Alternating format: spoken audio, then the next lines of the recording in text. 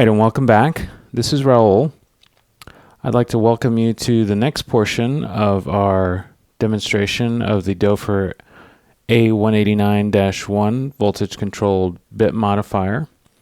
Last time we did some demonstrations of the manual adjustment of the Bitcrushing setting right here, and also demonstration of the sample rate adjustment manually. We also went through several of the different modes found on this particular module and showed you what those did. This time around we're going to be demonstrating the modulation capabilities of this module. So we're going to be patching some control voltages into the BC control voltage input right here and showing you what that sounds like, and then also adjusting the level knob to control the amount of modulation that will be fed into this parameter right here, the Bitcrush. And immediately below the mode switch, we have the sample rate, CV, and this is where we can feed another control voltage signal in and have it adjust whatever setting we have set at the sample rate dial. So we could feed a, let's say, saw wave into sample rate CV, and whatever setting we have set at the sample rate, it will adjust that accordingly to the wave that we pipe in. And then immediately to the right of it we have a level dial, and so this is going to allow us to adjust how much modulation is being fed to this setting here. So we're going to go straight into the demo this time around. We're going to be using the Doepfer A145 LFO right here to demonstrate the modulation capabilities of this module. And we may also even bring in the Doepfer A147 here in a little bit when we demonstrate two inputs being modulated.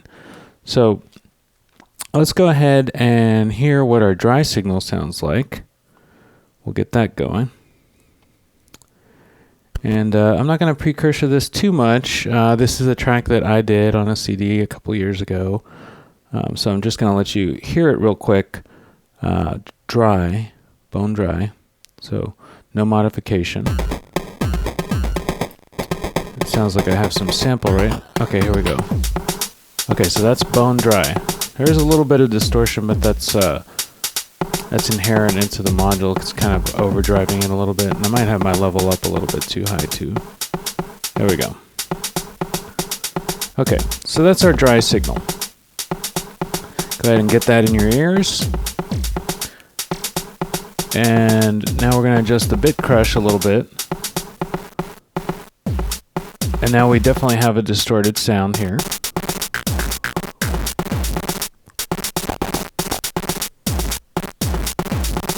Nice and crunchy.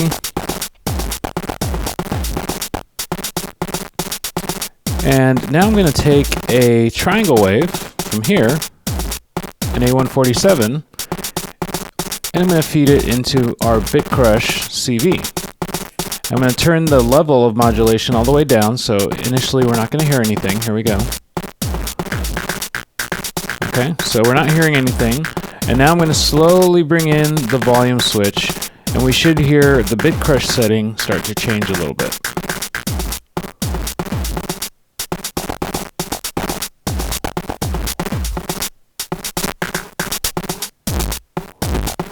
You hear that kind of movement going on?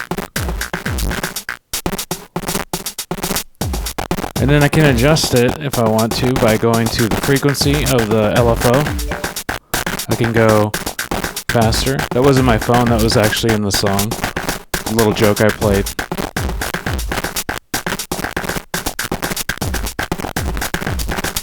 So there we can hear it modulating a little faster. I can bring it down.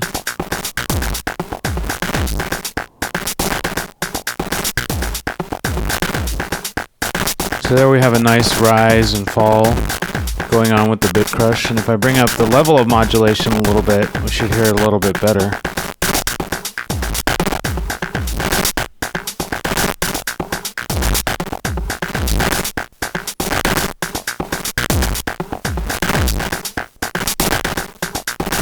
And if I bring it up all the way to the maximum,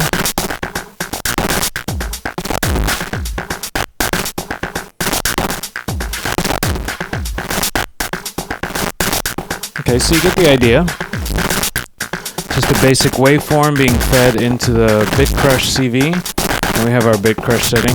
So obviously if I change the setting on my Bitcrush, the waveform is still modulating it in the same way, it's just the sound should change slightly.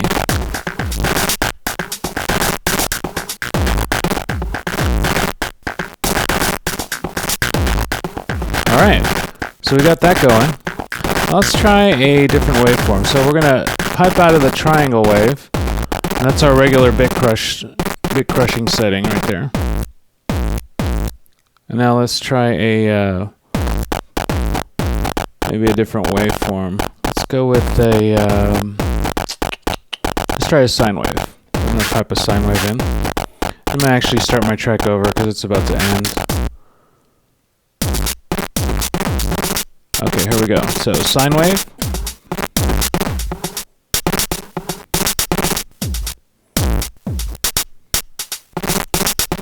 And again, if I bring the level down all the way to the bottom, no modulation happening right there. That's just my straight up manual Bitcrushing setting. But if I bring up my frequency and bring up my modulation level,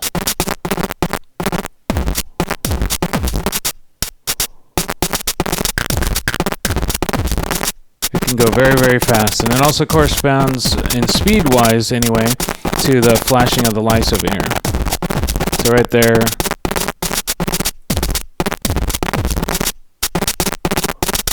almost like a scratchy or clicky kind of distortion.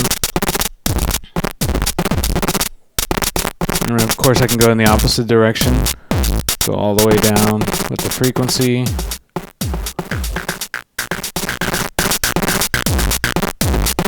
Get a nice build, and then a drop.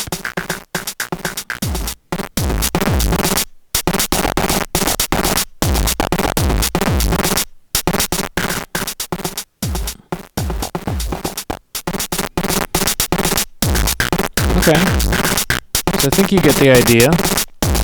Let's try a different wave. So we're gonna briefly demonstrate the pulse wave here. Let me turn this down a little bit so we can start at a good sort of foundation setting. So we're gonna put in the square wave. Here we go. And no modulation should be happening.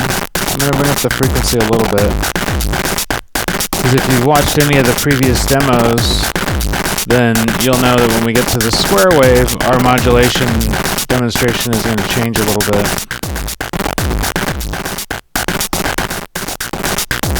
So there we go. Modulation on, off. On, off. On, off. On, off. So with a square wave, the modulation is just in a current on-off kind of state. So it's either being modulated or it's not. And then obviously if you bring up the frequency, then it's going to happen a little bit faster.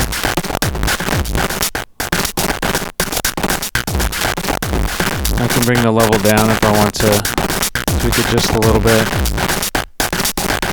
Or I can also bring my Bitcrush down just a little to make it a little more subtle.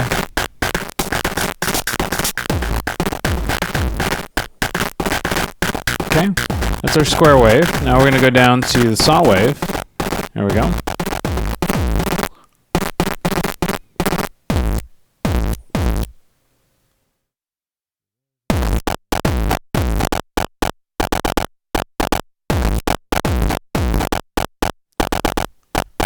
So that's our saw wave going into our modulation of Bitcrushing. You can bring up the level. So there we should have a saw wave modulating the Bitcrushing. Frequency about there, about 2 o'clock. If I bring it down a little bit.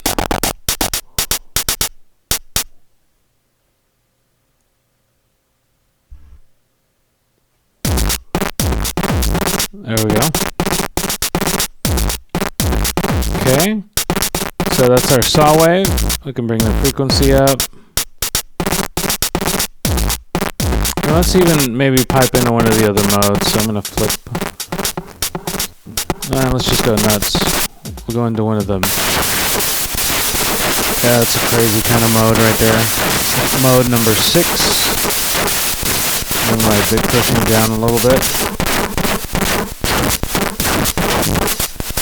So this is mode 6. My Bitcrushing setting is kind of at the very low type position is what I would estimate it at. I'm going to level up a little bit.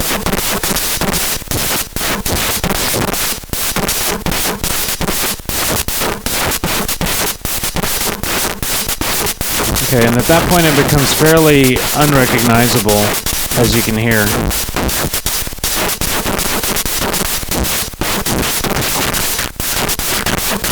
Okay, so I'm going to actually unpatch my modulation. There we go. And you can hear that obviously something was going on there with the saw wave going into the Bitcrushing CV. And that's our straight up mode 6 setting right there.